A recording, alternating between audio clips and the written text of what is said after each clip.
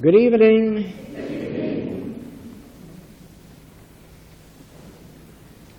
The question has been asked why it is that so few mystics in the world's history have been healers.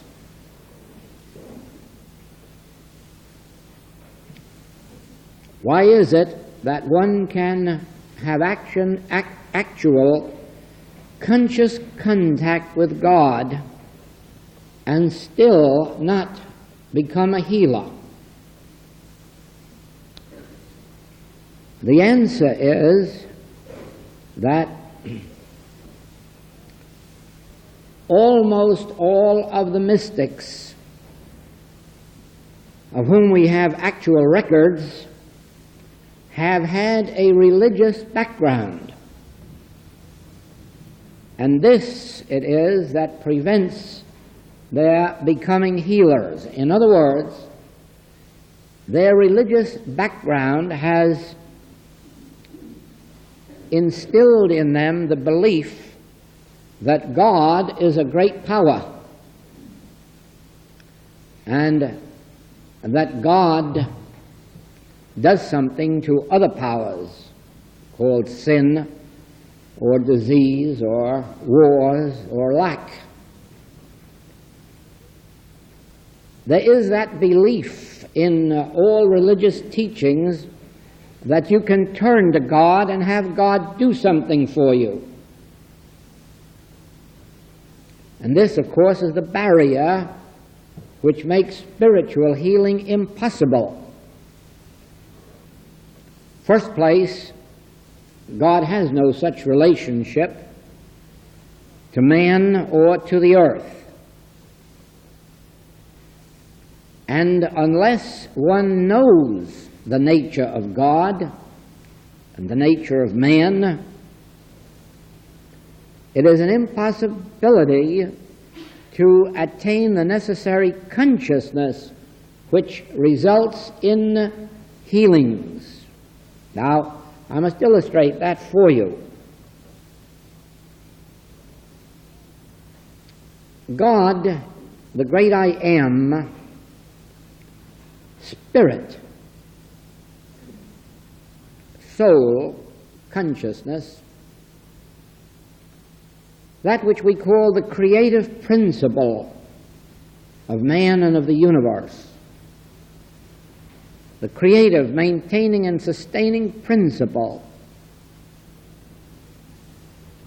is infinite intelligence, divine love. And into this realm of God, nothing ever enters that defileth or maketh a lie. Nothing ever enters the kingdom of God that needs healing, improving, reforming, supplying. God is of too pure eyes to behold iniquity. God has no consciousness whatsoever of a world that needs improving, of a world at war, of a world in poverty. Imagine, if you can, what would be the nature of a God that could watch these last 3 wars through which we've gone and do nothing about it? Just let it go on, aware of it? Heaven forbid that there should be such a God. If God had the power to stop these wars, these bombings, the poverty, the slavery in some parts of the world, and didn't stop it, God would be a fiend, not a God. And if God didn't have the power to stop it, God certainly wouldn't be a God. One or the other. If God had the power to stop it and didn't, it could not be God. If God had the power to stop it and didn't, God would be a fiend. Not even a human parent could watch this carnage and permit it to go on if they could stop it. Therefore, unless an individual can understand that God is infinite good, the infinite intelligence of the universe, divine love, one has no understanding of God, no correct understanding of God, even if one had a feeling of God's presence, which mystics do have, an actual awareness of it. Yet there is a blind spot in them, a barrier, which prevents their overcoming the old belief that you can look to God to do something for the people of earth. When you understand God as spirit, omnipresence, you understand then that man is all that God is, that God constitutes man, and all that the Father hath is thine. And then you understand why there is no need to pray to God for anything, no need to expect anything of God. The need is that we come into the orbit of God, the nature of God, the realm of God, by becoming sons of God. As a human being, the creature, you are not under the law of God, neither indeed can be.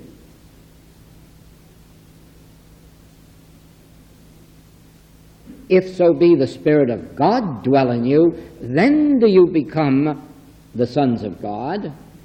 Then are you under God's grace. As this creature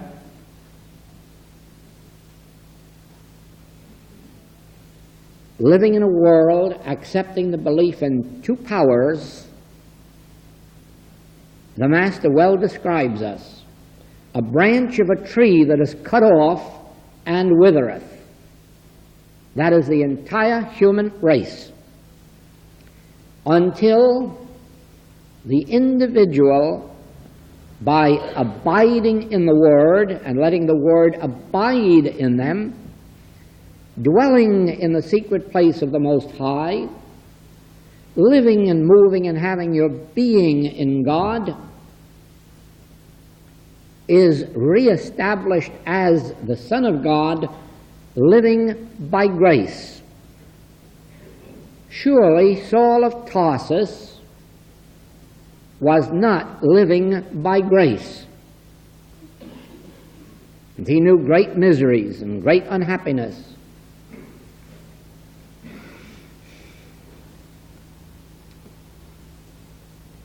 Hatred, persecution filled his consciousness. But St. Paul could say, I live, yet not I. God, the Christ, liveth my life. I live by grace. I can do all things through Christ. In other words, now I have contact with my spiritual source. Now I am consciously one with the source of all life, all being. And I can now relax, take no thought for my life, because now there is this Father within that performeth everything that is given me to do, feedeth me, leadeth me beside the still waters, maketh me to lie down in green pastures. None of this is true of the creature, None of this is true of the person running their automobile into brick fences, stumbling down the street with alcohol, robbing banks, inflicting evil upon each other, brawling in their homes or in their business. This is not the Son of God living under the grace of God. This is a branch of the tree that is cut off and withereth. But because of the grace of God, that same individual may later say, though my sins were scarlet, I am now white as snow. Though I was the prodigal eating with the swine, eating husks, branch of a tree cut off, withering, now I am restored to my Father's house, and once more wear the ring and the robe of authority and sonship. And so with us, though we were mortals, though we were sinners, though we lived the normal life of a human being, sometimes good and sometimes bad, sometimes rich and sometimes poor, sometimes healthy and sometimes sick, by virtue, first of all, of a divine grace that turned our thought toward God, and the continuing grace which led us until in some specific moment there was an awakening. And in that awakening, we were restored to our original relationship as one with the vine. And the vine is one with God. And now, all of the Godhead bodily is flowing into us, through us, and out from us by virtue of our conscious oneness with God. Now, as long as we entertain a belief that God can do something for this branch that is cut off from the tree, this withering human race, all of this praying, all of this church going, all of this being religious amounts to nothing more than making us good humans. It can do that. Indeed, it can. To receive correct instruction can always make us good humans. And it's far better to be a good human than a bad one, although very often it is the bad one who has the best chance of being restored to his Christhood because he's driven, whereas the good one usually can be so content and so peaceful in that human goodness. Just as disease, serious disease, is more responsible for people being returned to divine sonship than health ever was. Now, I would like for a moment to return to last night. I'm sure that many of you must have thought of our glass of water with its floating piece of ice. And I'm wondering if you also consciously remembered that the water is H2O and ice is H2O. The substance of the water and the substance of the ice are the same. And all that is of water is of ice. Whatever water has, ice has. These are not two separate substances. These are not two separate qualities.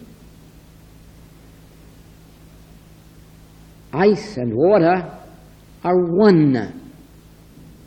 Two different forms, yes, but they are one. One in essence, one in substance, one in quality.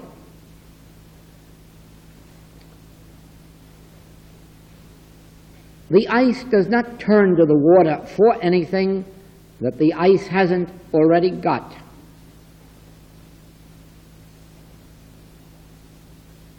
And yet the water, in this particular case, is an activity of the ice, since the ice as form has no activity of its own.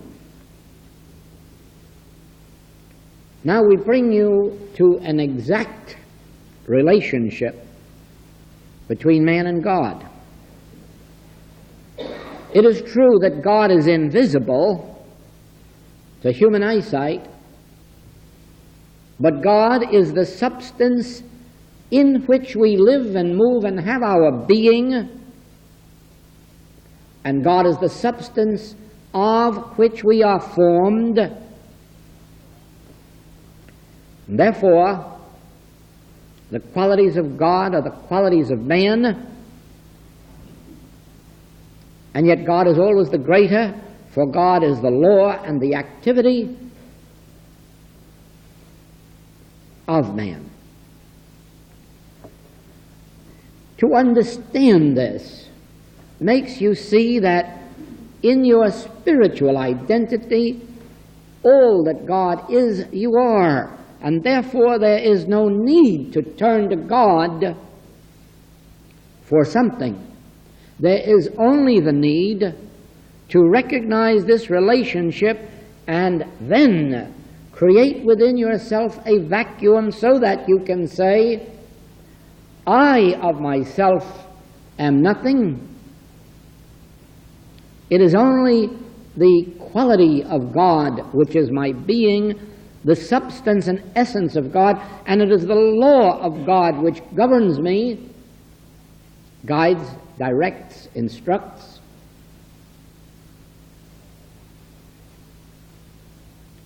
Then you can understand why the Master could say, Thou seest me, thou seest the Father that sent me, for I and the Father are one, and yet I and the Father are one, but the Father is greater than I. The nature of our being is the same as the nature of God's being, for we are one. And yet, relaxing in that oneness, we permit the invisible to uphold us, sustain us, move us, feed us, clothe us, house us, direct us, instruct us. We learn to relax and let God's grace govern us. Now, there's quite a difference between this and thinking of ourselves as something separate and apart from God, having to ask God, instruct God, influence God. Quite a difference. All the difference between successful spiritual living and non-successful living of any type. God's grace is my sufficiency. This is a truth. But God's grace is not brought into experience by this praying to God in the sense of asking, pleading, seeking, but rather God's grace is brought into our experience by relaxing into an atmosphere of, Speak, Lord, thy servant heareth. Now try for a moment to understand that at this very moment you live and move and have your being in God. Try to understand that in this room, right here where we are, we are relaxing not in a chair and not in the air, but we are relaxing in God, the invisible. You can't see it, hear it, taste it, touch it, smell it, but through faith, through an inner conviction, you can understand that the place whereon I stand is holy ground, that where I am God is, that God is neither low here nor low there, but the kingdom of God is within me, right where I am. And then, feeling that, relax. Now you know that the God that made this universe, that formed it, that gave it its laws, is certainly capable of maintaining and sustaining your identity and mine unto eternity. Therefore, it is necessary to relax in it, closer to me than breathing, nearer than hands and feet. And now, since God is the infinite intelligence of this universe, let God's intelligence move us as it will, feed us, clothe us, house us, direct us, resurrect us, restore the lost years of the locust, return us to the Father's house. Let thy will be done in me, without any idea at all of any need for telling God what we need or what we would like, without any idea at all of advising God as to what we should have or what we think we should have or what even we would like to have. Not at all. Let us acknowledge God as infinite intelligence and divine love and say, I'm satisfied with that. I'm satisfied to be what you want me to be, to do what you want me to do, to be where you want me to be. Thy grace is my sufficiency. Let me so understand the nature of God that I too can say, the Lord is my shepherd, I shall not want. I know that he leadeth me beside the still waters, without my asking, without my directing. But I must relax in his consciousness. I must relax in his spirit, in his wisdom, in his judgment, in his will. And this in mystical language is called self-surrender. Yielding, dying daily, not having a will of my own, a desire of my own, not even a care of my own, but always living in the realization I live and move and have my being in God consciousness. It is closer to me than breathing. Therefore, it knoweth my needs before I do, or he knoweth my needs before I do. It is his good pleasure to give me the kingdom, and I can rest in that word, relax in that word. And then you will see that you are now developing a healing consciousness, because now you are not seeking a God power, you are living in a God power, and you are not acknowledging a power that has to be overcome.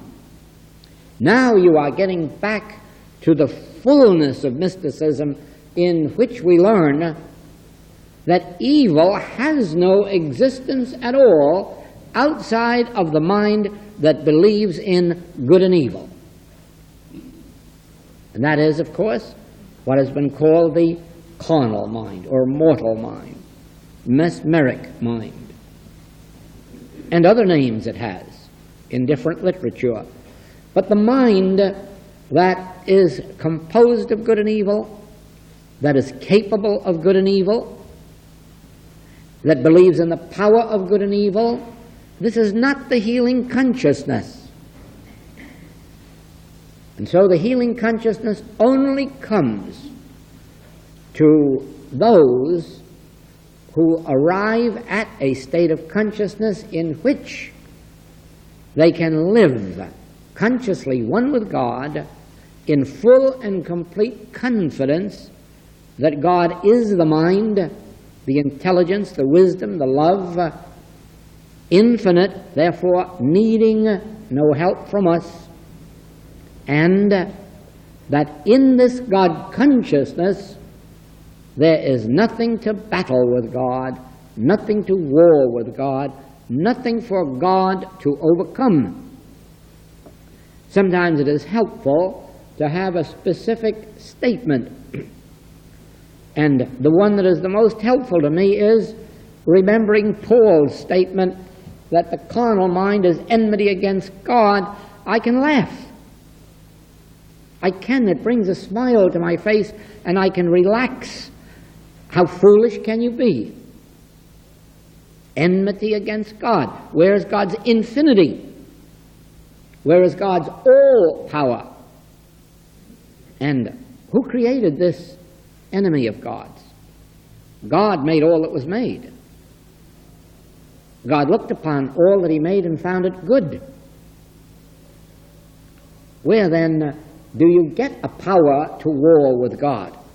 And you will find, as you are called upon for help, or as you attempt to give help, that you will only succeed in proportion as you reach an inner state of grace in which you do not battle error, you do not war with mortal mind or carnal mind, you do not seek to use truth over error.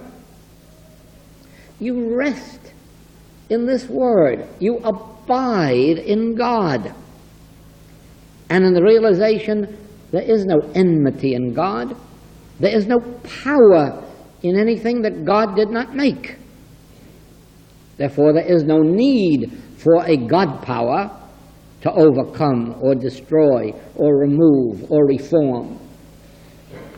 When you are abiding in the consciousness of God as omnipresence, here and now, where I am, as you abide in the consciousness of God as the creative, maintaining, and sustaining power of the universe, as you abide in this consciousness of God with no opposition, no enmity, no powers to overcome, something takes place within you. It is a fourth dimensional experience, or a mystical experience, in which there is a real realization, of course, God is all. It's an actual experience, no longer just an affirmation or a statement in a book. It is an experience. Of course, how could there be God and something else? And in that moment of spiritual union, and for that is really what it is, in that moment of spiritual union, everything that had existence as evil dissolves. Now, so that you do not misunderstand this, let me repeat. In the world of human beings, there are two powers. On the physical level of life, there are two powers. Physical force or material force can be used for good and it can be used for evil.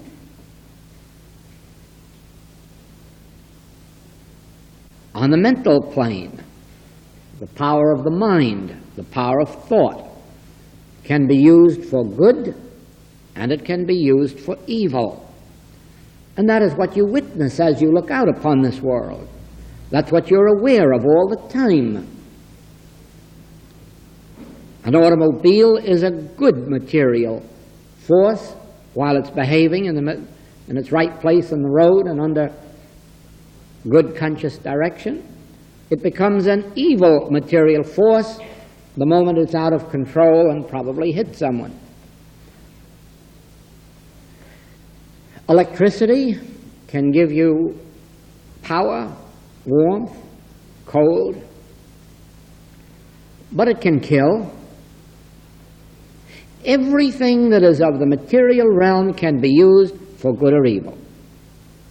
And the mind of man can be used for good or evil. Always has been. Always has been. Back in the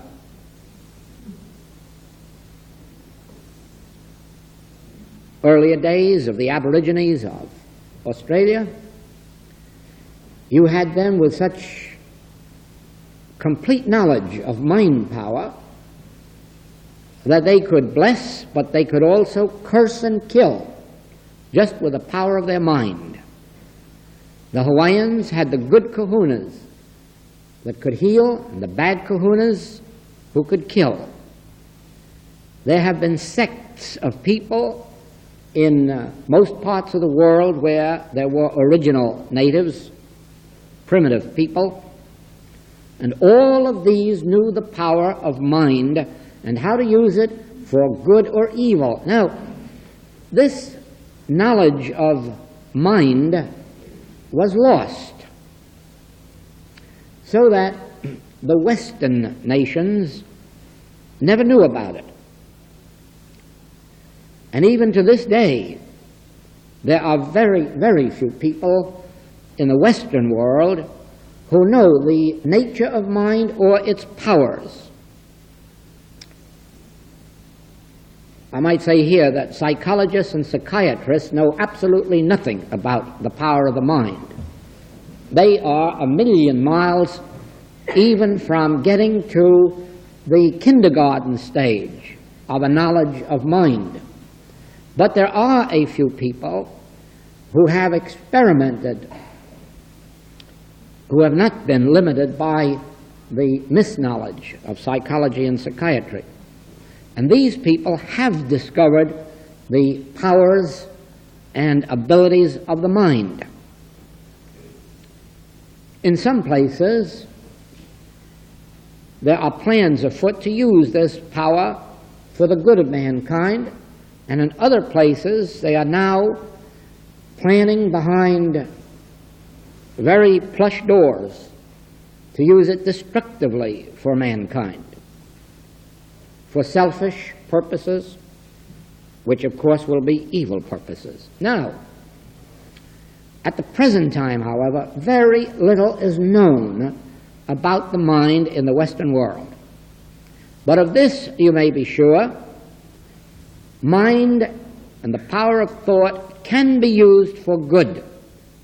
In this last 75, 80, 90 years, mind has been used for healing work, and it has performed good healing works. So then, in the material world, you have two powers, good and evil, in material force. In the mental world, you have two powers, good and evil, mind power, thought power. The secret of life is that in the presence of God, in the presence of spiritual consciousness, neither material power nor mental power is power. They both dissolve in the presence of spiritual consciousness.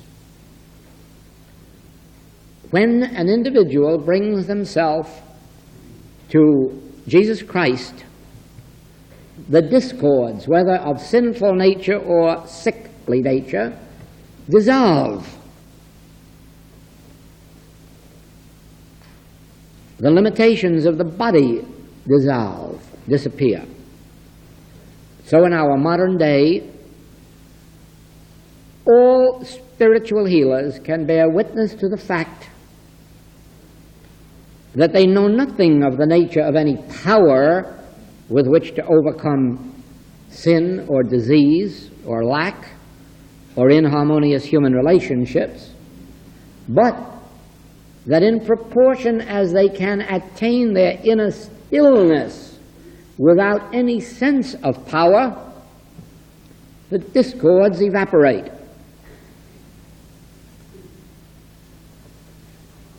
We have, as the simplest of problems, colds and grip and flu. And every metaphysical healing is a proof that germs are not evil powers and that infection or contagion cannot operate. Now remember, it does operate in the human scene. It stops operating the moment it comes up against spiritual consciousness. On no other basis can healing take place than that these destructive powers of germs disappear.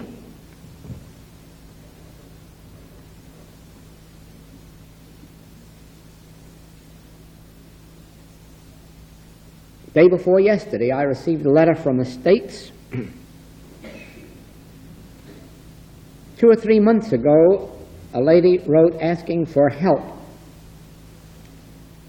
She had cataracts and was so blind that she could not walk on the streets without someone to lead her.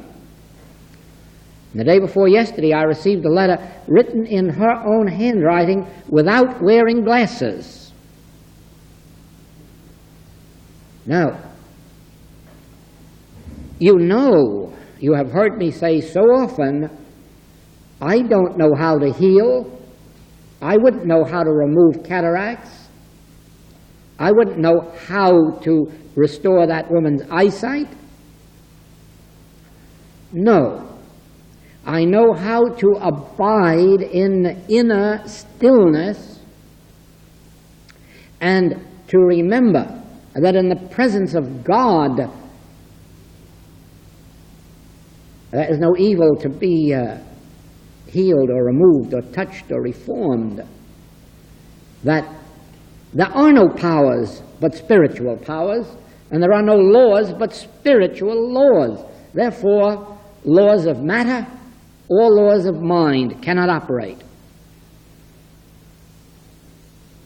In that consciousness, something happens, and outwardly we call it healing. So it is.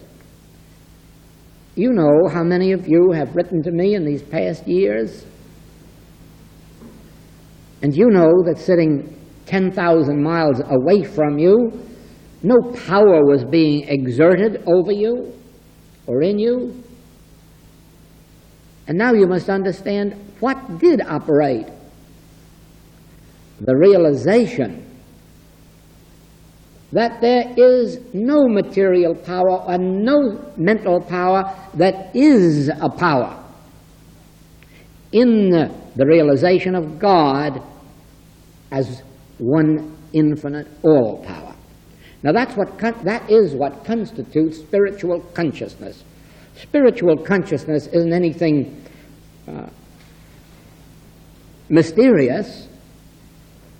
It is something sacred, it is something secret, but it isn't mysterious. Spiritual consciousness is your consciousness in proportion as you no longer give power to physical force or mental force. In proportion as you understand God as the only force, and then take the attitude of Jesus Christ, resist not evil. Or visualizing, if you can, Jesus turning to this crippled man and saying, what did hinder you? What did hinder you? Rise, pick up your bed and walk. In other words, there's no power holding you there. And one with God is a majority. Therefore, the consciousness of a Jesus, realizing that this which the world calls material power or mental power, either one, is not power.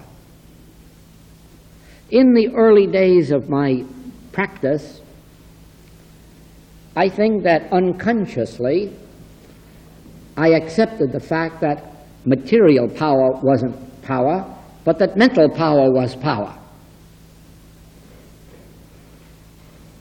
It took me about 2 years for the revelation to be given me that mental power isn't any more power than material power.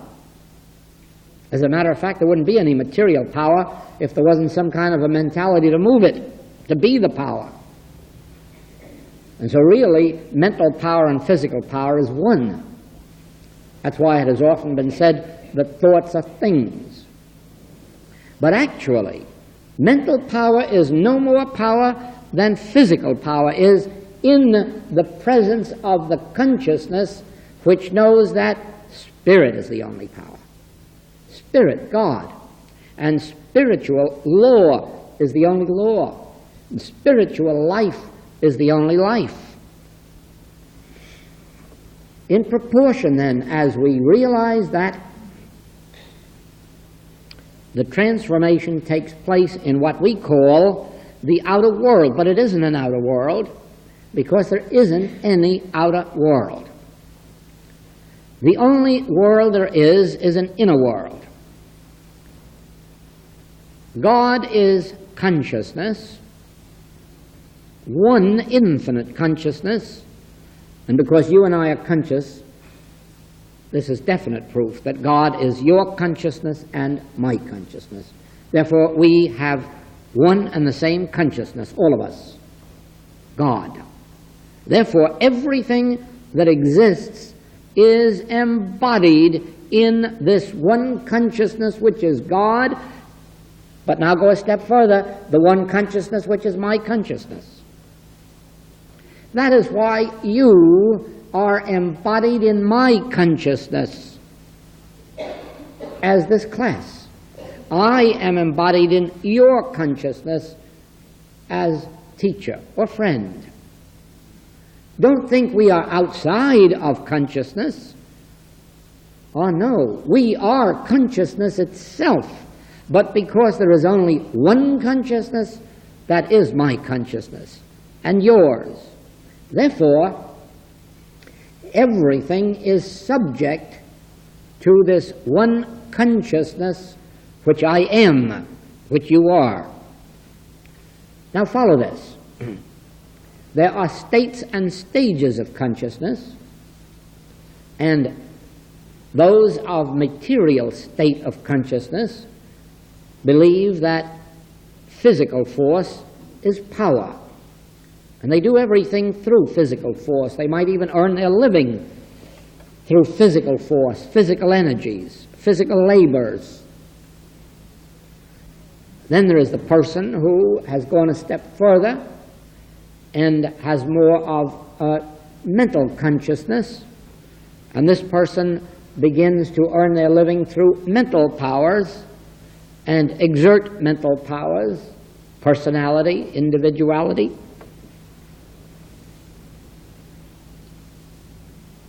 And then, of course, there is the spiritual consciousness, the one that we recognize as that mind which was also in Christ Jesus, the consciousness which does not live by might or by power, not by physical might, nor by mental power, but by my Spirit. This is spiritual consciousness. The individual lives not by might, nor by power, not by any human effort, but by my Spirit. Now then, if we are of that physical consciousness and give power to physical might, then, of course, we are living in fear of drafts and getting our feet wet. We are in fear of germs, weather, climate.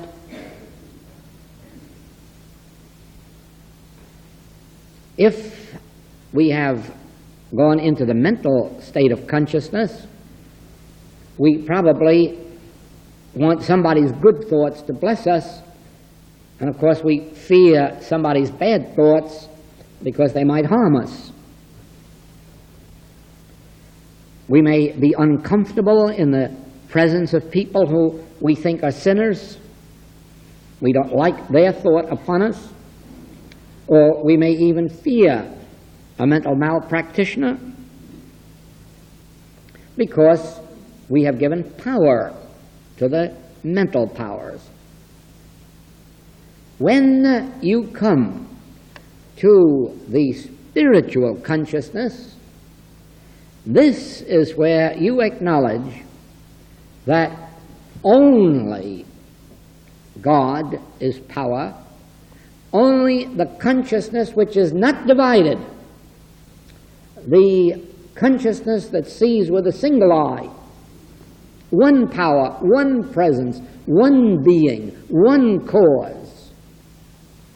The moment you reach that, you reach life without effort. You reach life by grace. Because now you don't have to consciously direct God consciousness. Now it performs its functions in you and through you, and you merely become aware of what it is imparting to you. Now, let us follow this for a moment. I've used this illustration many times. Let's use it again. This hand is absolutely dead. It can't go up, it can't go down, it can't give, it can't withhold, it can't punch, it can't pet. Here it is, and here it will stay forever, unless There's the big secret. I must move this hand. I must direct it. I must instruct it. I must empower it. Now, if I am down here on that physical or mental level, then I can do this for good or for evil. Now, I am choosing. If I have attained even a measure of the consciousness that God alone is power, then this hand is moved not by personal me, but by the divine I that I am, and never for evil, and never for error, never for destruction, never for harm, because I am not consciously going to move it. I am going to let it be moved by the consciousness which is God, which is the consciousness that I am. Now think of that. When you personally, humanly, are going to move your body, you can move it where you want, how you want, and you can move it for good or evil. The choice is within you. But in proportion as you come to the realization that God is the only consciousness, and God is one power, infinity, immortality, eternality, you will find that your body is being moved. You consciously aren't moving it, it is being moved, and never for sin, and never for disease, and never for death, and never for old age. It is being moved in accord with the grace of God. When the time comes to pass from this human scene for greater experiences, it will be a passing, not a pushing out. Now, God is the one and only infinite consciousness, the all-good, my consciousness. Therefore, everything within the realm of my consciousness is God-governed, God-maintained, God-sustained, God-fed.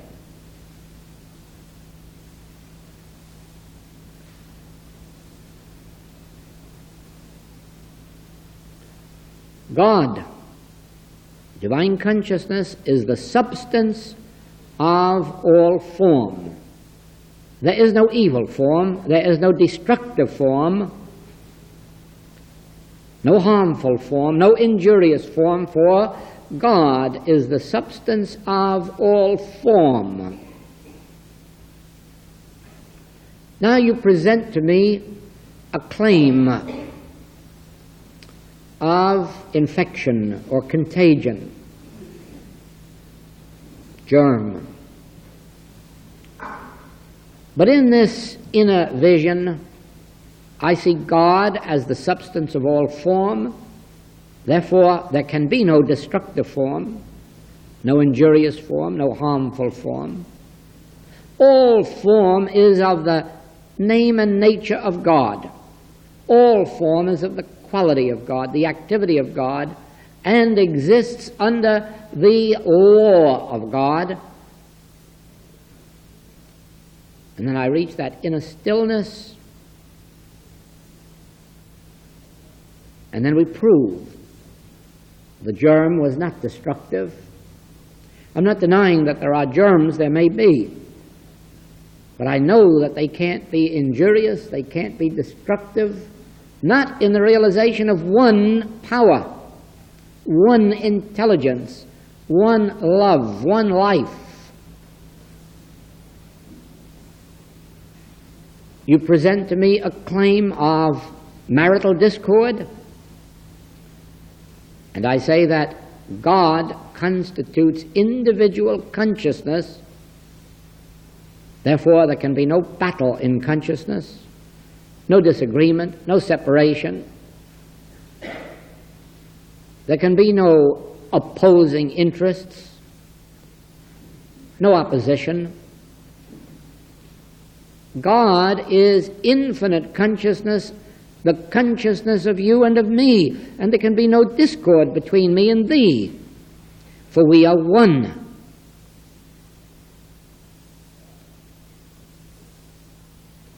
Whatever blesses me blesses you, because we are one.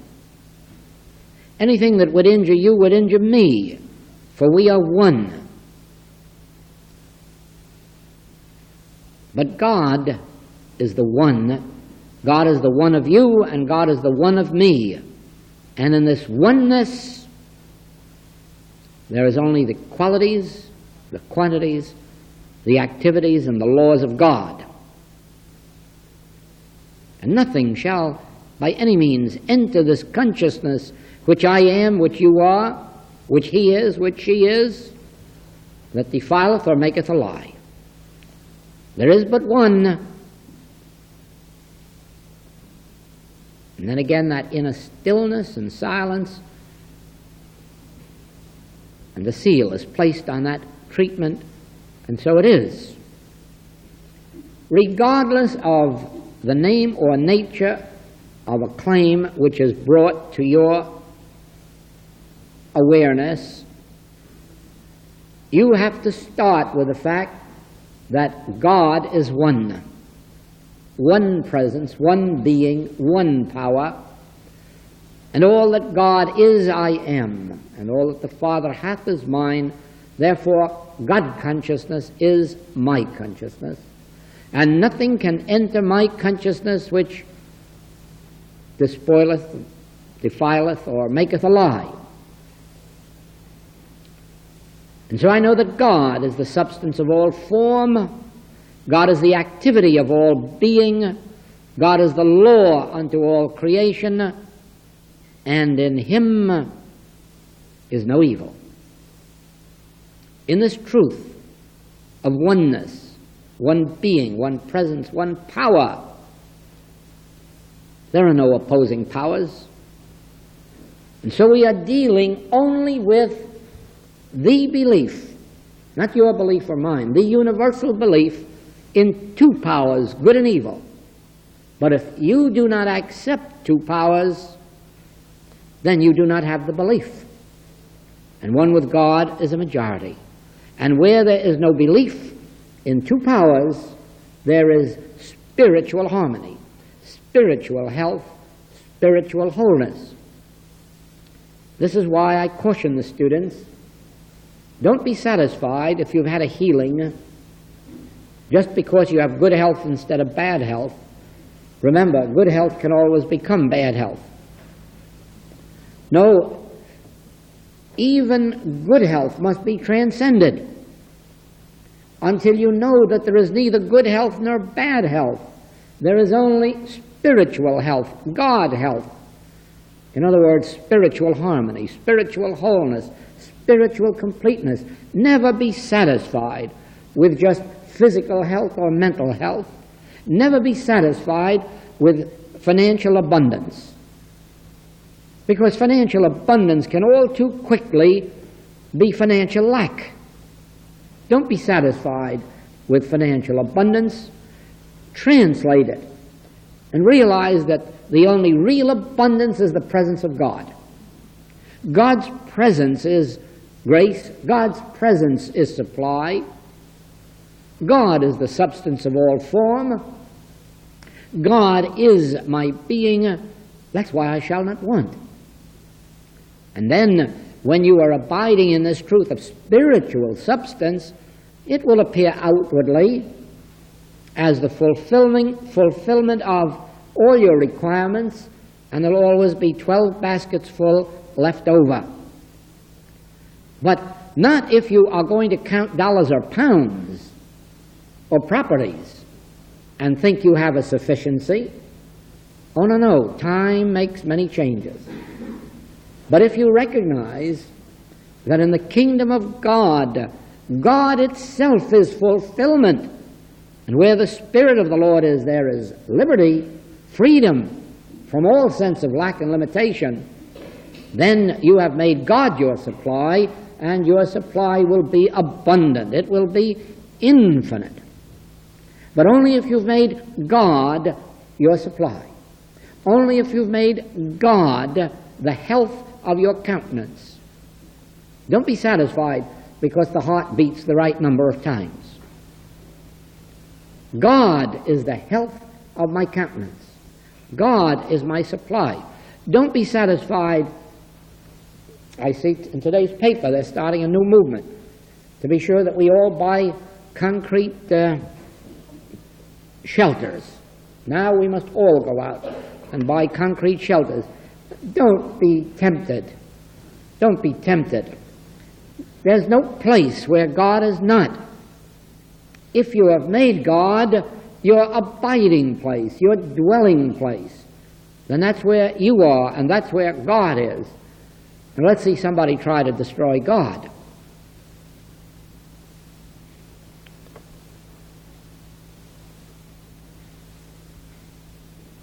God is infinite divine consciousness. Therefore, God is your individual consciousness.